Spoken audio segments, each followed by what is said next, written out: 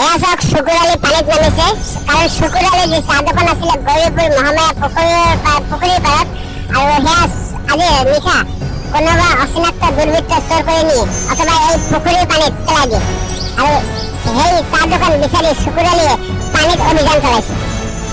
এয়া যে শুকুৰ আলিৰ এক এক্সক্লুচিভ দৃশ্য। আৰু শুকুৰ আলি যি গৌৰীপুৰৰ যি চাহ দোকান দিছিলে, সেই চাহ দোকান কোনোবা চোৰে চোৰ কৰি নিছে বা এই পুখুৰীৰ পানীত পেলাই দিছে, যাৰ ফলত আজি শুকুৰ আলিয়ে নিজে পানীত নামিব লগা হৈছে। এয়া হৈছে সেই দৃশ্য, এক মৰ্মান্তিক দৃশ্য, এক দুখ লগা কথা শুকুৰ আলিৰ বাবে।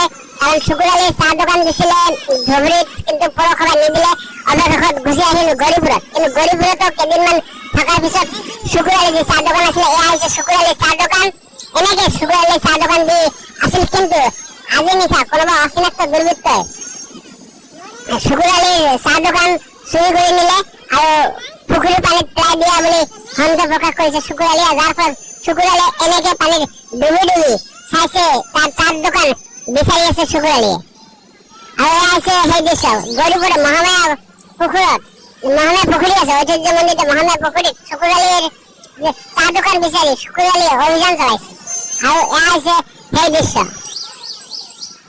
শুকুৰ আলিৰ চাহ দোকান আজি অচিনাক্ত দুৰ্বৃত্ত বা চোৰে চুৰ কৰি নিয়ে অথবা এই পুখুৰীৰ পানীত পেলাই দিয়া বুলি সন্দেহ প্ৰকাশ কৰিছে ৰাইজে।